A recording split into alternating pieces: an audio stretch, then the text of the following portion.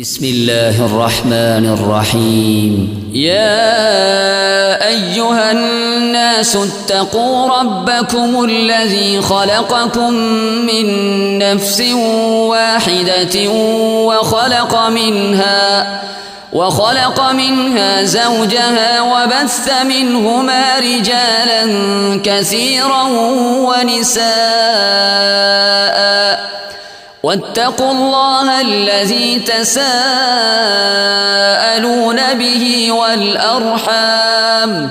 إن الله كان عليكم رقيبا.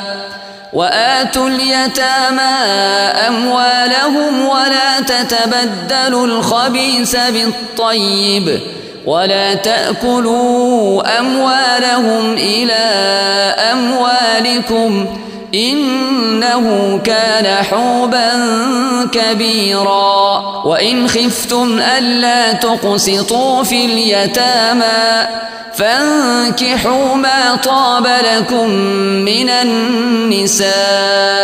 مثنى وثلاث ورباع، فإن خفتم ألا تعدلوا فواحدة أو ما ملكت أيمانكم ذلك أدنى ألا تعولوا. وآتوا النساء صدقاتهن نحلة فإن طبن لكم عن شيء منه نفسا فكلوه هنيئا مريئا. ولا تؤتوا السفهاء أموالكم التي جعل الله لكم قياما وارزقوهم فيها واكسوهم وقولوا لهم قولا معروفا. وابتلوا اليتامى حتى إذا بلغوا النكاح فإن آنستم منهم رشدا فادفعوا إليهم أموالهم ولا تأكلوها إسرافا وبدارا أن يكبروا. ومن كان غنيا فليستعفف ومن كان فقيرا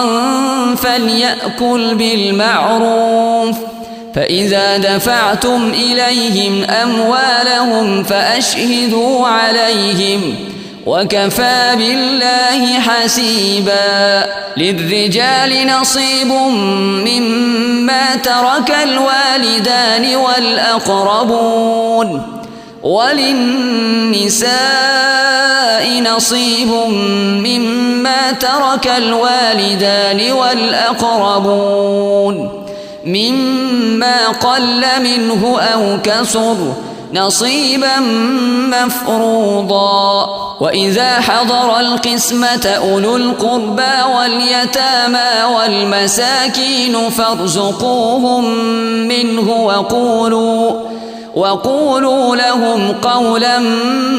معروفا. وليخشى الذين لو تركوا من خلفهم ذرية ضعافا خافوا عليهم فليتقوا الله وليقولوا قولا سديدا. إن الذين يأكلون أموال اليتامى ظلما إنما يأكلون في بطونهم نارا وسيصلون سعيرا. يوصيكم الله في أولادكم للذكر مثل حظ الأنثيين فإن كن نساء فوق 2 فلهن ثلثا ما ترك وإن كانت واحدة فلها النصف ولأبويه لكل واحد منهما السدس مما ترك إن كان له ولد فإن لم يكن له ولد وورثه أبواه فلأمه الثلث فإن كان له إخوة فلأمه السدس من بعد وصية يوصي بها أو دين. آباؤكم وأبناؤكم لا تدرون أيهم أقرب لكم نفعا فريضة من الله إن الله كان عليما حكيما. ولكم نصف ما ترك أزواجكم إن لم يكن لهن ولد فإن كان لهن ولد فلكم الربع مما تركن من بعد وصية يوصين بها أو دين. ولهن الربع مما تركتم إن لم يكن لكم ولد فإن كان لكم ولد فلهن الثمن مما تركتم من بعد وصية توصون بها أو دين. وإن كان رجل يورث كلالة أو امرأة وله أخ أو أخت فلكل واحد منهما السدس فإن كانوا أكثر من ذلك فهم شركاء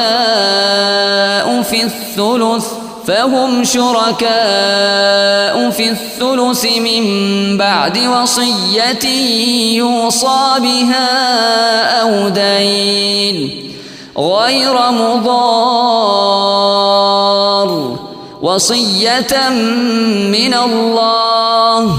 والله عليم حليم. تلك حدود الله ومن يطع الله ورسوله يدخله جنات تجري من تحتها الأنهار خالدين فيها وذلك الفوز العظيم. ومن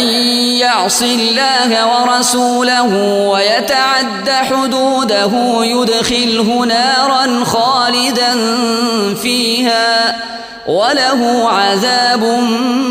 مهين. واللاتي يأتين الفاحشة من نسائكم فاستشهدوا عليهن 4 منكم فإن شهدوا فأمسكوهن في البيوت حتى يتوفاهن الموت أو يجعل الله لهن سبيلا. واللذان يأتيانها منكم فآذوهما فإن تابا وأصلحا فأعرضوا عنهما إن الله كان توابا رحيما. إنما التوبة على الله للذين يعملون السوء بجهالة ثم يتوبون من قريب فأولئك يتوب الله عليهم وكان الله عليما حكيما. وليست التوبة للذين يعملون السيئات حتى إذا حضر أحدهم الموت قال إني تبت الآن ولا الذين يموتون وهم كفار أولئك أعتدنا لهم عذابا أليما. يا أيها الذين آمنوا لا يحل لكم أن ترثوا النساء كرها ولا تعضلوهن لتذهبوا ببعض ما آتيتموهن إلا أن يأتين بفاحشة مبينة وعاشروهن بالمعروف فإن كرهتموهن فعسى أن تكرهوا شيئا ويجعل الله فيه خيرا كثيرا. وإن أردتم استبدال زوج مكان زوج وآتيتم إحداهن قنطارا فلا تأخذوا منه شيئا أتأخذونه بهتانا وإثما مبينا. وكيف تأخذونه وقد أفضى بعضكم إلى بعض وأخذن منكم ميثاقا غليظا. ولا تنكحوا ما نكح آباؤكم من النساء إلا ما قد سلف إنه كان فاحشة ومقتا وساء سبيلا. حرمت عليكم أمهاتكم وبناتكم وأخواتكم وعماتكم وخالاتكم وبنات الأخ وبنات الأخت وأمهاتكم اللاتي أرضعنكم وأخواتكم من الرضاعة وأمهات نسائكم وربائبكم اللاتي في حجوركم من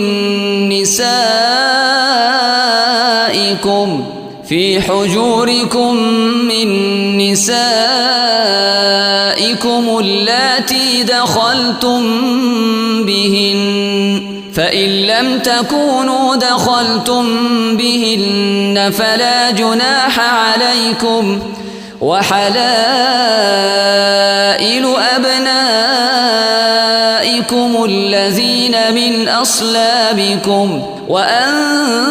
تجمعوا بين الأختين إلا ما قد سلف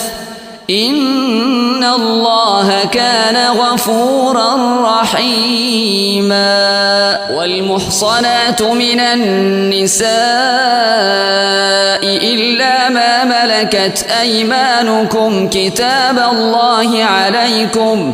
وأحل لكم ما وراء ذلكم أن تبتغوا بأموالكم محصنين غير مسافحين فما استمتعتم به منهن فآتوهن أجورهن فريضة ولا جناح عليكم فيما تراضيتم به من بعد الفريضة إن الله كان عليما حكيما. ومن لم يستطع منكم طولا أن ينكح المحصنات المؤمنات فمما ملكت أيمانكم من فتياتكم المؤمنات والله أعلم بإيمانكم بعضكم من بعض فانكحوهن بإذن أهلهن وآتوهن أجورهن بالمعروف وآتوهن أجورهن بالمعروف محصنات غير مسافحات ولا متخذات أخدان فإذا أحصن فإن أتين بفاحشة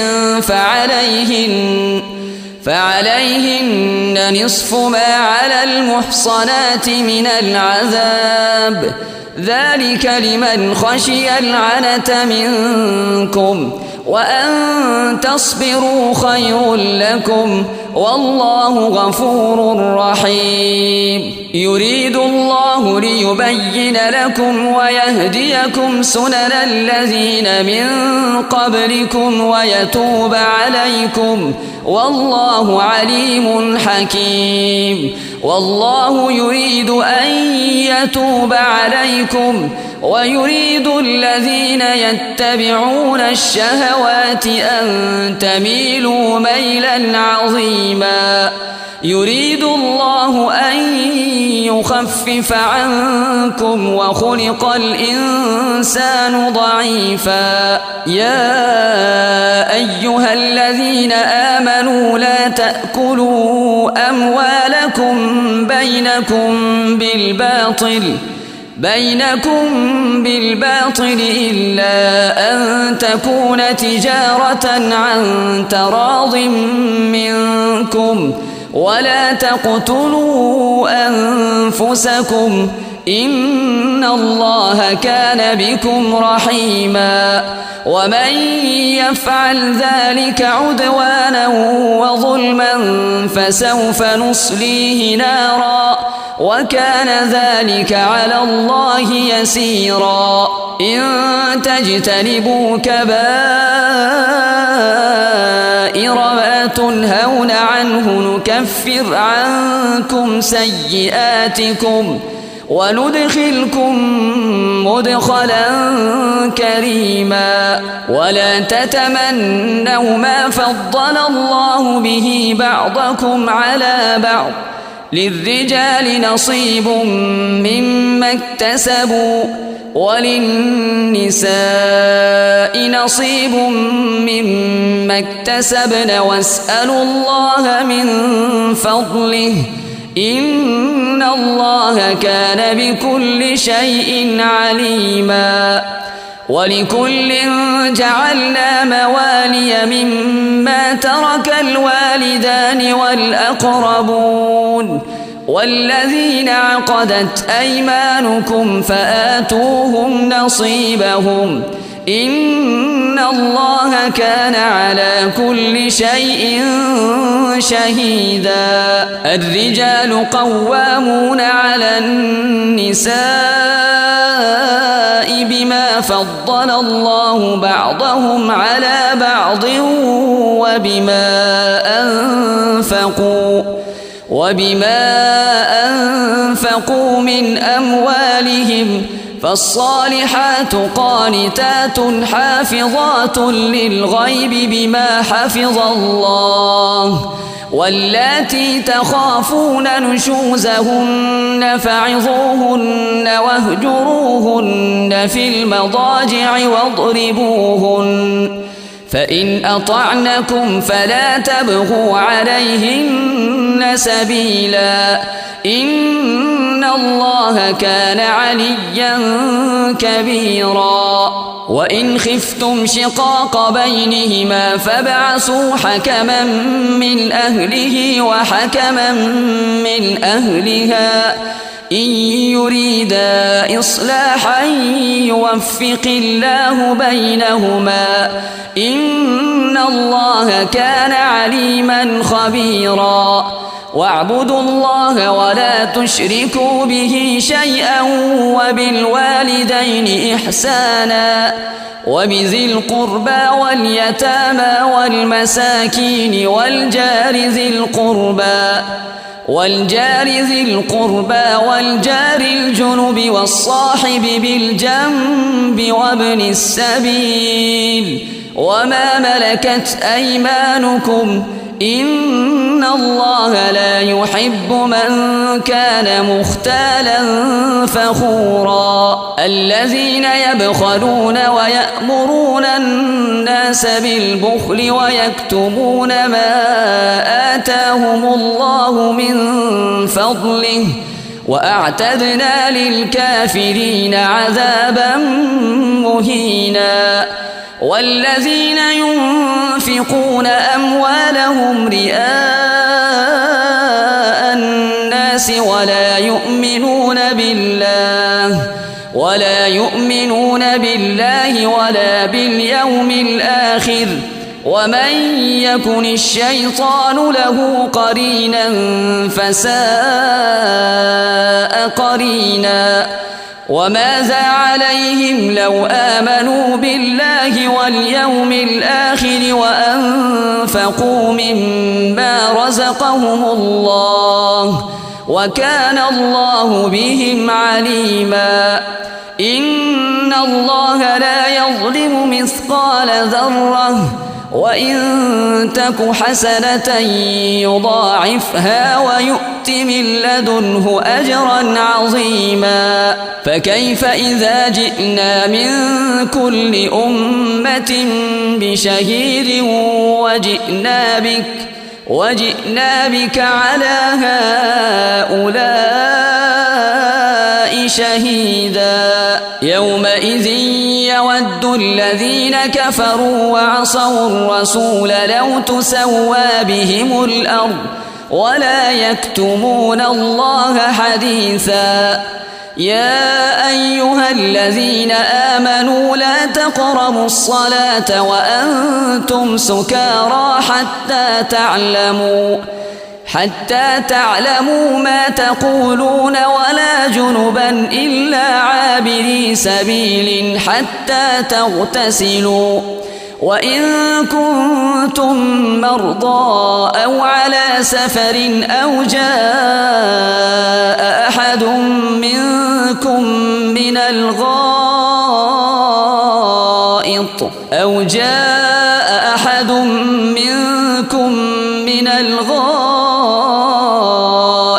أو لامستم النساء فلم تجدوا ماء فتيمموا صعيدا طيبا فامسحوا بوجوهكم وأيديكم إن الله كان عفوا غفورا ألم تر إلى الذين أوتوا نصيبا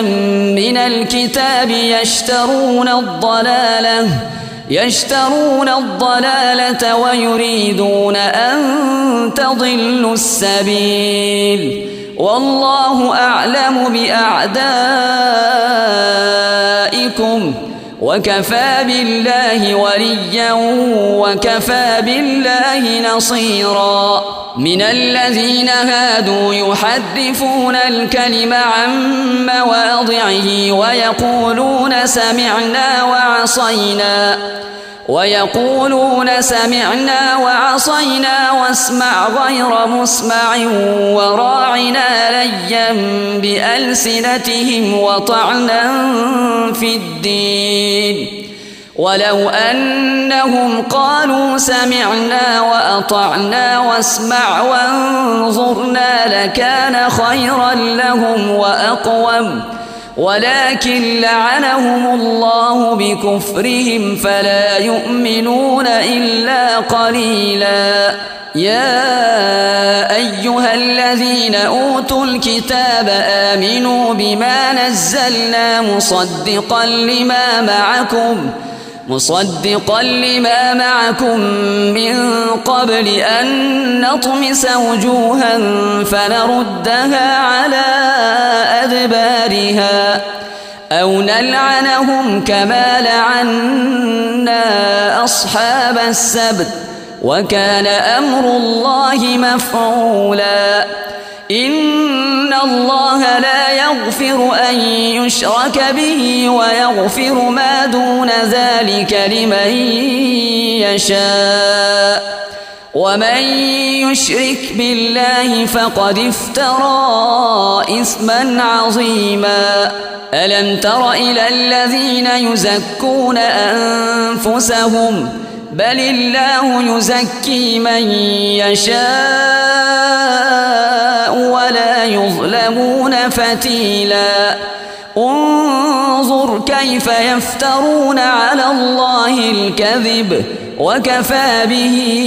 إثما مبينا. ألم تر إلى الذين أوتوا نصيبا من الكتاب يؤمنون بالجبت والطاغوت ويقولون للذين كفروا هؤلاء أهدى من الذين آمنوا سبيلا. أولئك الذين لعنهم الله ومن يلعن الله فلن تجد له نصيرا. أم لهم نصيب من الملك فإذا لا يؤتون الناس نقيرا. أم يحسدون الناس على ما آتاهم الله من فضله فقد آتينا آل إبراهيم الكتاب والحكمة وآتيناهم ملكا عظيما. فمنهم من آمن به ومنهم من صد عنه وكفى بجهنم سعيرا. إن الذين كفروا بآياتنا سوف نصليهم نارا كلما نضجت جلودهم بدلناهم جلودا غيرها ليذوقوا العذاب إن الله كان عزيزا حكيما. والذين آمنوا وعملوا الصالحات سندخلهم جنات تجري من تحتها الأنهار خالدين فيها أبدا لهم فيها أزواج مطهرة وندخلهم ظلا ظليلا. إن الله يأمركم أن تؤدوا الأمانات إلى أهلها وإذا حكمتم بين الناس أن تحكموا بالعدل إن الله نعم-ما يعظكم به إن الله كان سميعا بصيرا. يا أيها الذين آمنوا أطيعوا الله وأطيعوا الرسول وأولي الأمر منكم فإن تنازعتم في شيء فردوه إلى الله والرسول إن كنتم تؤمنون بالله واليوم الآخر ذلك خير وأحسن تأويلا. ألم تر إلى الذين يزعمون أنهم آمنوا بما أنزل إليك وما أنزل من قبلك يريدون أن يتحاكموا إلى الطاغوت وقد أمروا أن يكفروا به ويريد الشيطان أن يضلهم ضلالا بعيدا. وإذا قيل لهم تعالوا إلى ما أنزل الله وإلى الرسول رأيت المنافقين يصدون عنك صدودا. فكيف إذا أصابتهم مصيبة بما قدمت أيديهم ثم جاءوك يحلفون بالله إن أردنا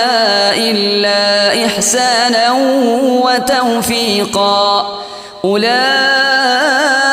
الذين يعلم الله ما في قلوبهم فأعرض عنهم وعظهم وقل لهم في أنفسهم قولا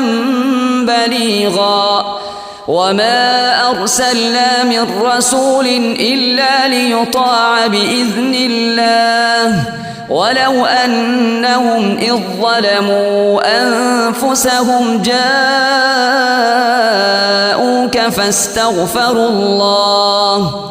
فاستغفروا الله واستغفر لهم الرسول لوجدوا الله توابا رحيما فلا وربك لا يؤمنون حتى يحكموك فيما شجر بينهم ثم لا يجدوا في أنفسهم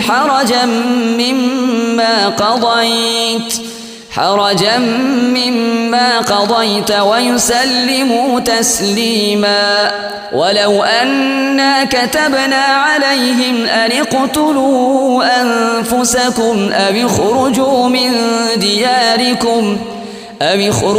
من دياركم ما فعلوه إلا قليل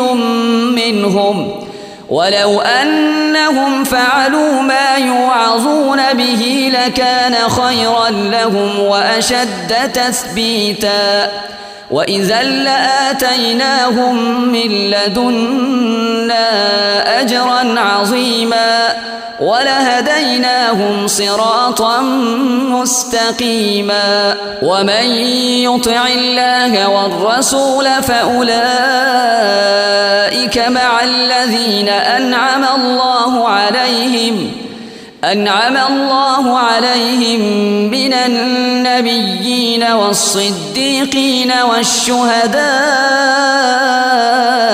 والصالحين وحسن أولئك رفيقا ذلك الفضل من الله وكفى بالله عليما يا أيها الذين آمنوا خذوا حذركم فانفروا ثبات أو انفروا جميعا وإن منكم لمن ليبطئن فإن أصابتكم مصيبة قال قد أنعم الله علي إذ لم أكن معهم شهيدا ولئن أصابكم فضل من الله ليقولن كأن لم تكن بينكم وبينه مودة يا ليتني كنت معهم فأفوز فوزا عظيما فليقاتل في سبيل الله الذين يشرون الحياة الدنيا بالآخرة ومن يقاتل في سبيل الله فيقتل أو يغلب فسوف نؤتيه أجرا عظيما وما لكم لا تقاتلون في سبيل الله والمستضعفين من الرجال والنساء والولدان الذين يقولون ربنا أخرجنا من هذه القرية الظالم أهلها واجعل لنا من لدنك وليا واجعل لنا من لدنك نصيرا الذين آمنوا يقاتلون في سبيل الله والذين كفروا يقاتلون في سبيل الطاغوت فقاتلوا أولياء الشيطان إن كيد الشيطان كان ضعيفا ألم تر إلى الذين قيل لهم كفوا أيديكم وأقيموا الصلاة وآتوا الزكاة فلما كتب عليهم القتال إذا فريق منهم يخشون الناس كخشية الله أو أشد خشية وقالوا ربنا لم كتبت علينا القتال لولا أخرتنا إلى أجل قريب قل متاع الدنيا قليل والآخرة خير لمن اتقى ولا تظلمون فتيلا أينما تكونوا يدرككم الموت ولو كنتم في بروج مشيدة وإن تصبهم حسنة يقولوا هذه من عند الله وإن تصبهم سيئة يقولوا هذه من عندك قل كل من عند الله فما لهؤلاء القوم لا يكادون يفقهون حديثا ما أصابك من حسنة فمن الله وما أصابك من سيئة فمن نفسك وأرسلناك للناس رسولا وكفى بالله شهيدا من يطع الرسول فقد أطاع الله ومن تولى فما أرسلناك عليهم حفيظا ويقولون طاعة فإذا برزوا من عندك بيت طائفة منهم غير الذي تقول والله يكتب ما يبيتون فأعرض عنهم وتوكل على الله وكفى بالله وكيلا أفلا يتدبرون القرآن ولو كان من عند غير الله لوجدوا فيه اختلافا كثيرا وإذا جاءهم أمر من الأمن أو الخوف أذاعوا به ولو ردوه إلى الرسول وإلى أولي الأمر منهم لعلمه الذين يستنبطونه منهم ولولا فضل الله عليكم ورحمته لاتبعتم الشيطان إلا قليلا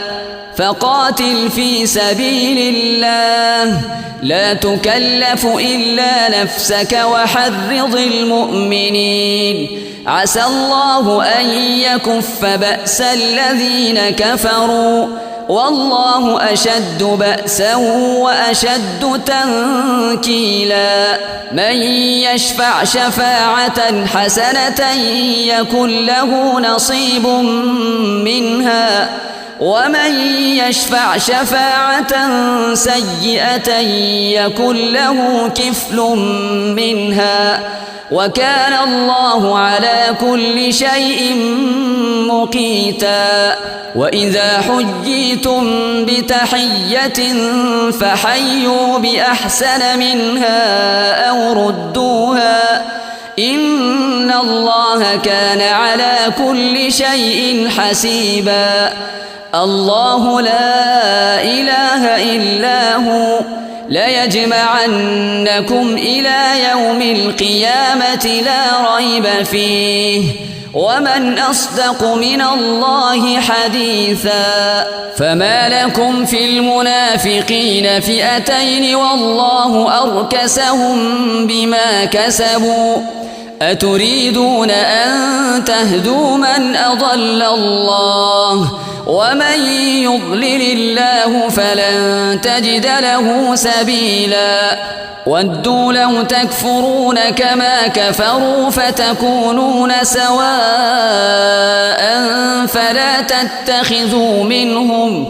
فلا تتخذوا منهم أولياء حتى يهاجروا في سبيل الله فإن تولوا فخذوهم واقتلوهم حيث وجدتموهم ولا تتخذوا منهم وليا ولا نصيرا إلا الذين يصلون إلى قوم بينكم وبينهم ميثاق أو جاءوكم حصرت صدورهم أن يقاتلوكم أو يقاتلوا قومهم ولو شاء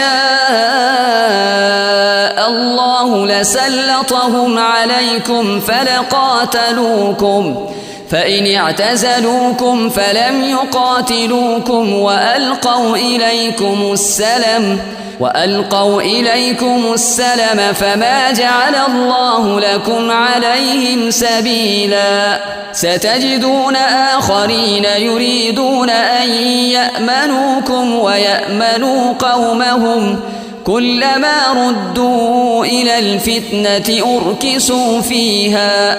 فإن لم يعتزلوكم ويلقوا إليكم السلم ويكفوا أيديهم فخذوهم واقتلوهم حيث ثقفتموهم وأولئكم جعلنا لكم عليهم سلطانا مبينا وما كان لمؤمن أن يقتل مؤمنا إلا خطأ ومن قتل مؤمنا خطأ فتحرير رقبة مؤمنة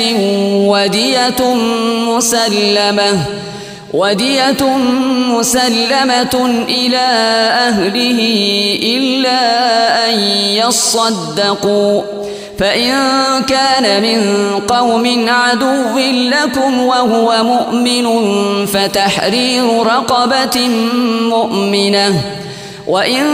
كان من قوم بينكم وبينهم ميثاق فدية مسلمة إلى أهله وتحرير رقبة مؤمنة فمن لم يجد فصيام شهرين متتابعين توبة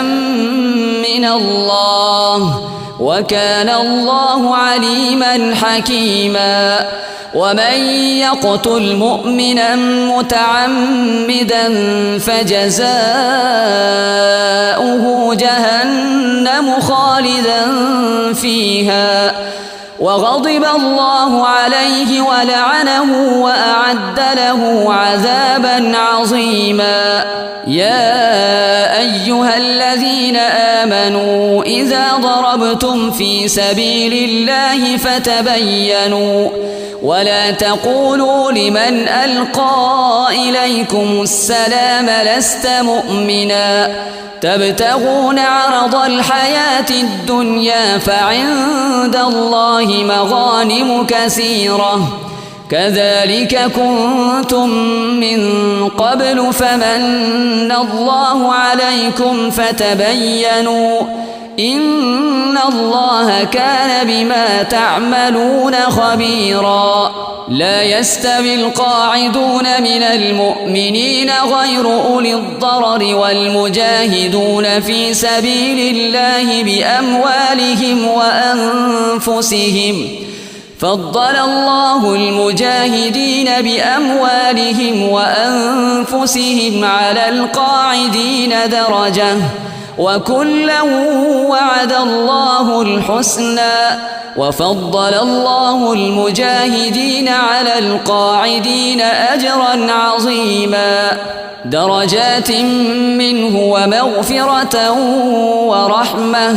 وكان الله غفورا رحيما إن الذين توفاهم الملائكة ظالمي أنفسهم قالوا فيم كنتم قالوا كنا مستضعفين في الأرض قالوا ألم تكن أرض الله واسعة فتهاجروا فيها فأولئك مأواهم جهنم وساءت مصيرا إلا المستضعفين من الرجال والنساء والولدان لا يستطيعون حيلة ولا يهتدون سبيلا فأولئك عسى الله أن يعفو عنهم وكان الله عفوا غفورا ومن يهاجر في سبيل الله يجد في الأرض مراغما كثيرا وسعة ومن يخرج من بيته مهاجرا إلى الله ورسوله ثم يدركه الموت فقد وقع أجره على الله، وكان الله غفورا رحيما. وإذا ضربتم في الأرض فليس عليكم جناح أن تقصروا من الصلاة إن خفتم أن يفتنكم الذين كفروا، إن الكافرين كانوا لكم عدوا مبينا. وإذا كنت فيهم فأقمت لهم الصلاة فلتقم طائفة منهم معك وليأخذوا أسلحتهم، فإذا سجدوا فليكونوا من ورائكم ولتأت طائفة أخرى لم يصلوا فليصلوا معك وليأخذوا حذرهم وأسلحتهم. ود الذين كفروا لو تغفلون عن أسلحتكم وأمتعتكم فيميلون عليكم ميلة واحدة، ولا جناح عليكم إن كان بكم أذى من مطر أو كنتم مرضى أن تضعوا أسلحتكم وخذوا حذركم، إن الله أعد للكافرين عذابا مهينا. فإذا قضيتم الصلاة فاذكروا الله قياما وقعودا وعلى جنوبكم، فإذا اطمأننتم فأقيموا الصلاة، إن الصلاة كانت على المؤمنين كتابا موقوتا. ولا تهنوا في ابتغاء القوم، إن تكونوا تألمون فإنهم يألمون كما تألمون، وترجون من الله ما لا يرجون، وكان الله عليما حكيما. إنا أنزلنا إليك الكتاب بالحق لتحكم بين الناس بما أراك الله، ولا تكن للخائنين خصيما واستغفر الله، إن الله كان غفورا رحيما. ولا تجادل عن الذين يختانون أنفسهم، إن الله لا يحب من كان خوانا أثيما. يستخفون من الناس ولا يستخفون من الله وهو معهم إذ يبيتون ما لا يرضى من القول، وكان الله بما يعملون محيطا. ها أنتم هؤلاء جادلتم عنهم في الحياة الدنيا، فمن يجادل الله عنهم يوم القيامة أم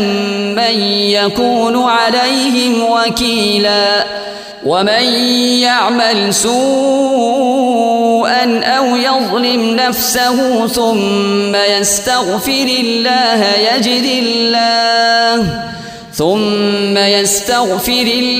يجد الله غفورا رحيما. ومن يكسب إثما فإنما يكسبه على نفسه، وكان الله عليما حكيما. ومن يكسب خطيئة أو إثما ثم يرم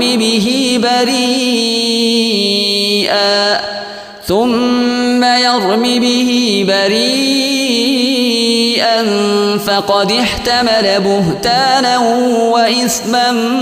مبينا. ولولا فضل الله عليك ورحمته لهمت طائفة منهم أن يضلوك وما يضلون إلا أنفسهم وما يضرونك من شيء وأنزل الله عليك الكتاب والحكمة وعلمك ما لم تكن تعلم وكان فضل الله عليك عظيما لا خير في كثير من نجواهم إلا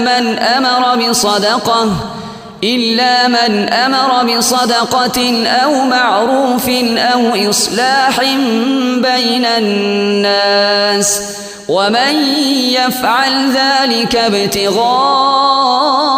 مرضات الله فسوف نؤتيه أجرا عظيما ومن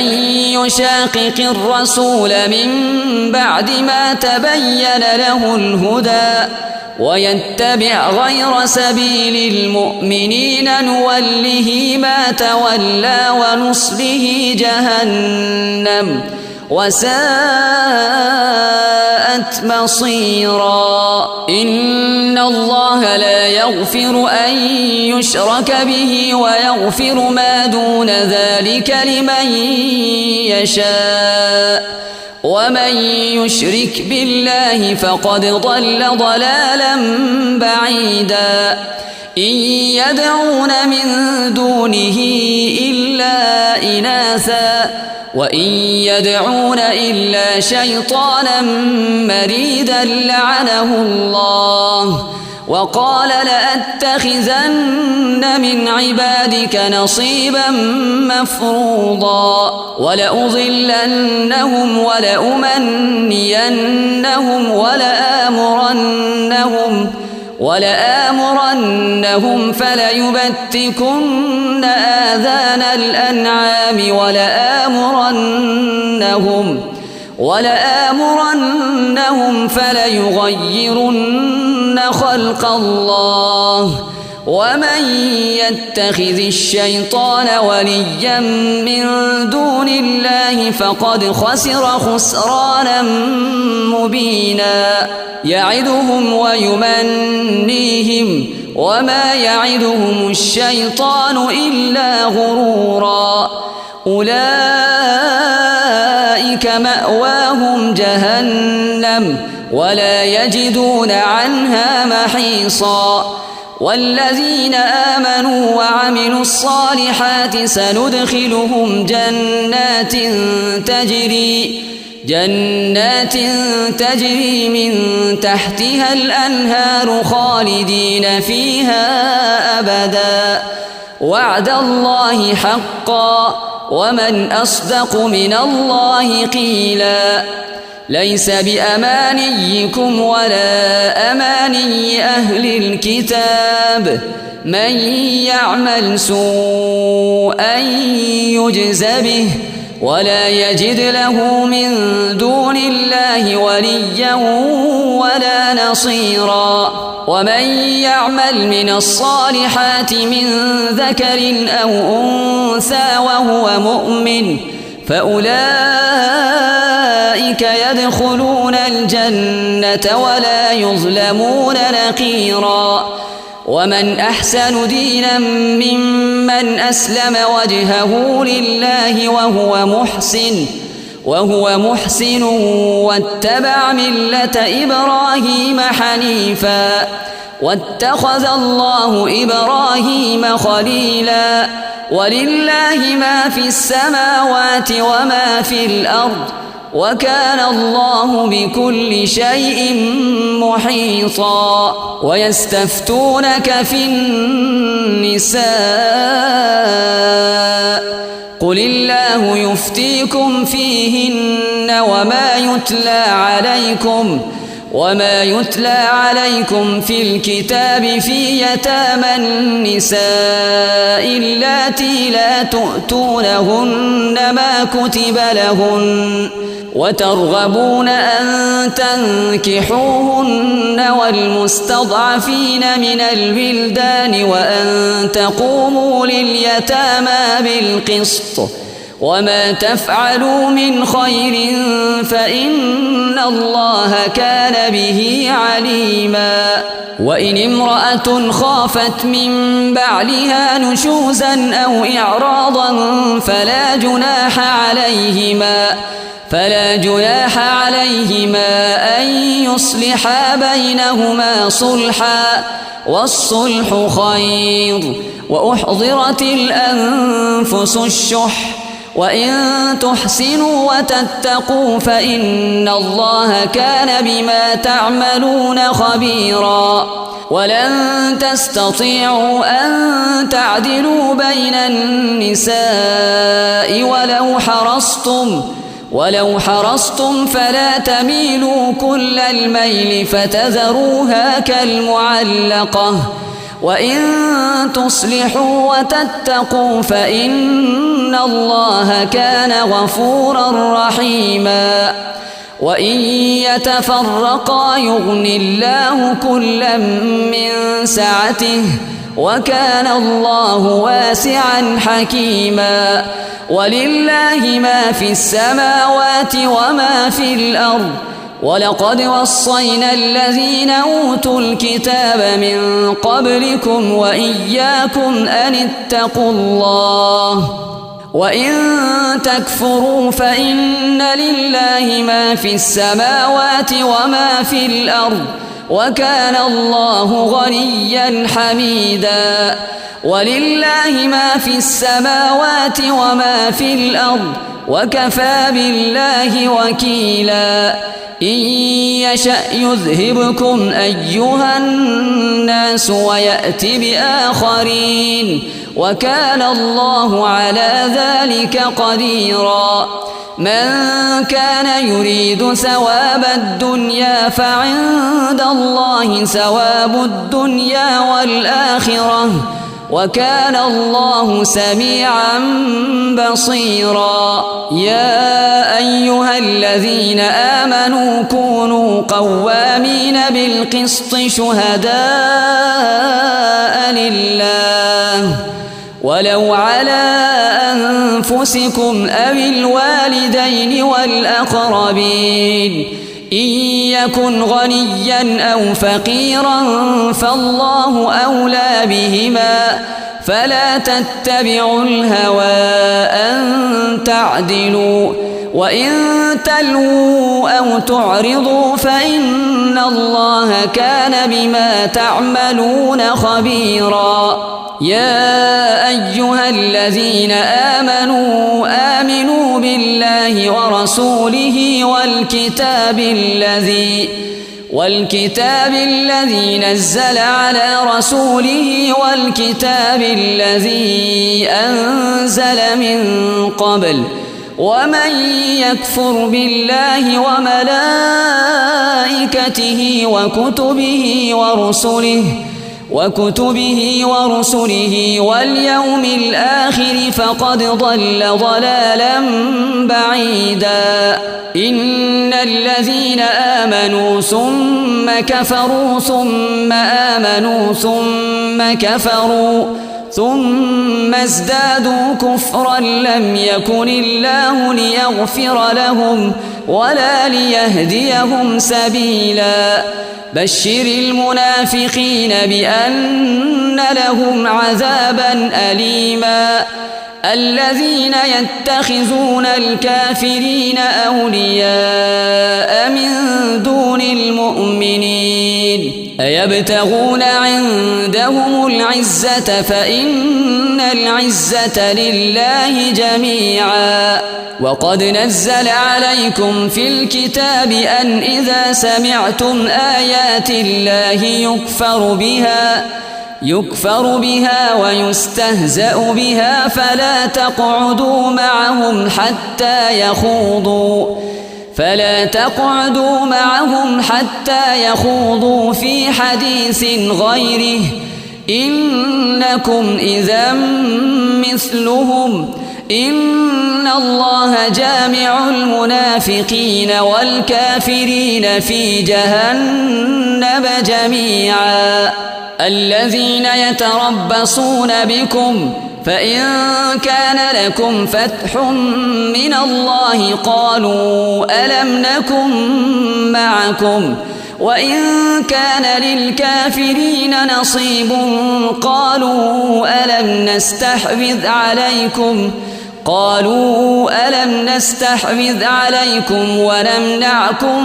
من المؤمنين فالله يحكم بينكم يوم القيامة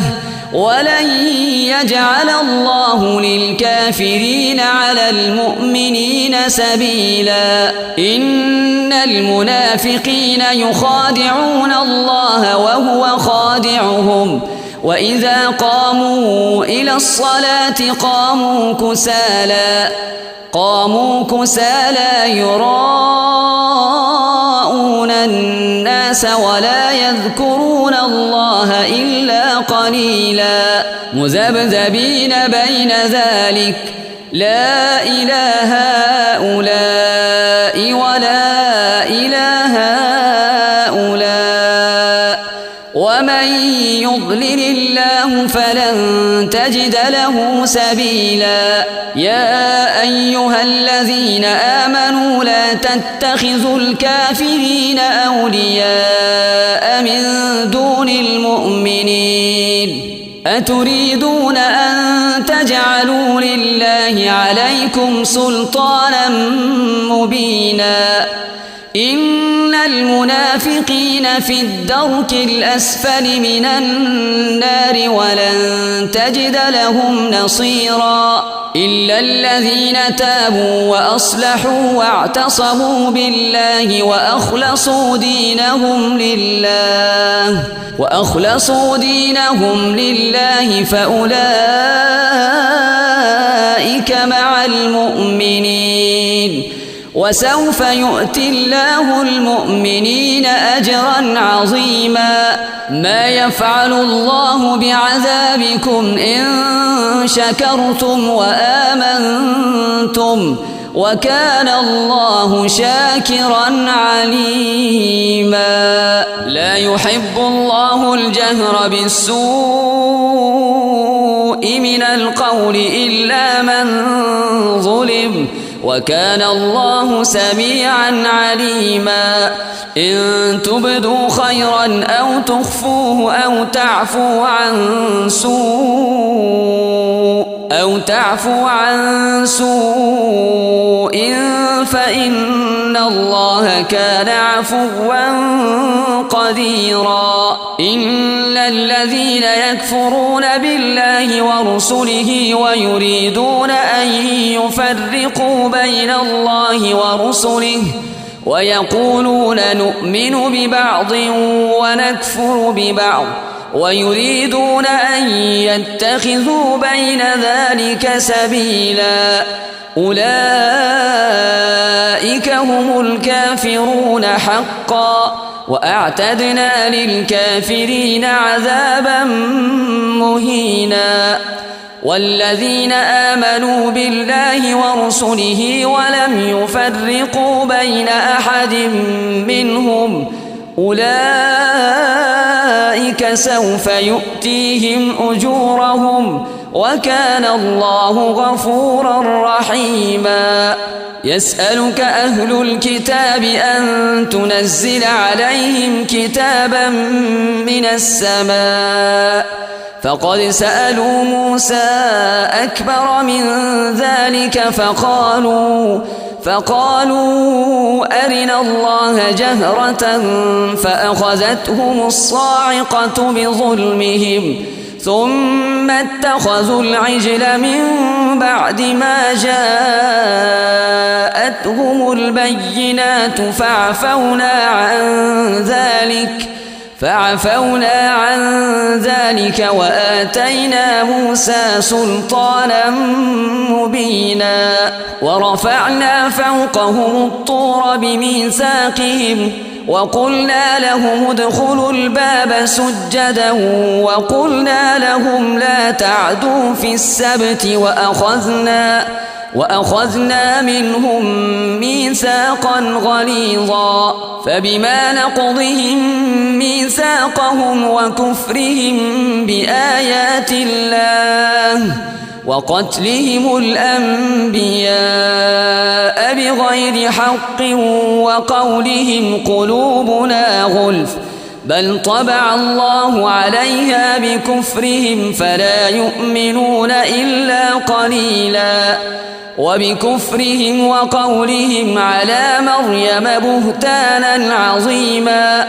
وقولهم إنا قتلنا المسيح عيسى ابن مريم رسول الله وما قتلوه وما صلبوه ولكن شبه لهم وإن الذين اختلفوا فيه لفي شك منه ما لهم به من علم إلا اتباع الظن وما قتلوه يقينا بل رفعه الله إليه وكان الله عزيزا حكيما وإن من أهل الكتاب إلا ليؤمنن به قبل موته ويوم القيامة يكون عليهم شهيدا فبظلم من الذين هادوا حرمنا عليهم طيبات أحلت لهم وبصدهم عن سبيل الله كثيرا وأخذهم الربا وقد نهوا عنه وأكلهم أموال الناس بالباطل وأعتدنا للكافرين منهم عذابا أليما لكن الراسخون في العلم منهم والمؤمنون يؤمنون بما أنزل إليك وما أنزل من قبلك والمقيمين الصلاة والمؤتون الزكاة والمؤمنون بالله واليوم الآخر أولئك سنؤتيهم أجرا عظيما إنا أوحينا إليك كما أوحينا إلى نوح والنبيين من بعده وأوحينا إلى إبراهيم وإسماعيل وإسحاق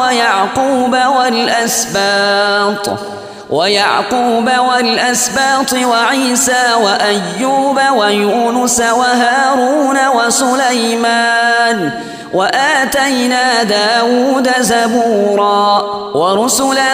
قد قصصناهم عليك من قبل ورسلا لم نقصصهم عليك وكلم الله موسى تكليما رسلا مبشرين ومنذرين لئلا يكون للناس على الله حجة بعد الرسل وكان الله عزيزا حكيما لكن الله يشهد بما أنزل إليك أنزله بعلمه والملائكة يشهدون وكفى بالله شهيدا إن الذين كفروا وصدوا عن سبيل الله قد ضلوا ضلالا بعيدا إن الذين كفروا وظلموا لم يكن الله ليغفر لهم ولا ليهديهم طريقا إلا طريق جهنم خالدين فيها أبدا وكان ذلك على الله يسيرا يا أيها الناس قد جاءكم الرسول بالحق من ربكم فآمنوا خيرا لكم وإن تكفروا فإن لله ما في السماوات والأرض وكان الله عليما حكيما يا أهل الكتاب لا تغلوا في دينكم ولا تقولوا على الله إلا الحق إنما المسيح عيسى ابن مريم رسول الله وكلمته ألقاها إلى مريم وروح منه فآمنوا بالله ورسله ولا تقولوا ثلاثة انتهوا خيرا لكم إنما الله إله واحد سبحانه أن يكون له ولد له ما في السماوات وما في الأرض وكفى بالله وكيلا. لن يستنكف المسيح أن يكون عبدا لله ولا الملائكة المقربون ومن يستنكف عن عبادته ويستكبر فسيحشرهم إليه جميعا. فأما الذين آمنوا وعملوا الصالحات فيوفيهم أجورهم ويزيدهم من فضله. وأما الذين استنكفوا واستكبروا فيعذبهم عذابا أليما ولا يجدون لهم من دون الله وليا ولا نصيرا. يا أيها الناس قد جاءكم برهان من ربكم وأنزلنا إليكم نورا مبينا. فأما الذين آمنوا بالله واعتصموا به فسيدخلهم في رحمة منه وفضل ويهديهم إليه صراطا مستقيما. يستفتونك قل الله يفتيكم في الكلالة إن امرؤ هلك ليس له ولد وله أخت فلها نصف ما ترك وهو يرثها إن لم يكن لها ولد فإن كانت اثنتين فلهما الثلثان مما ترك وإن كانوا إخوة رجالا ونساء فللذكر مثل حظ الأنثيين. يبين الله لكم أن تضلوا والله بكل شيء عليم. د خدای کلام دی پسینا کی دی ساتلی وحافظا سمرا دلوڑ مقام گٹلی وحافظا سمرا دلوڑ مقام گٹلی.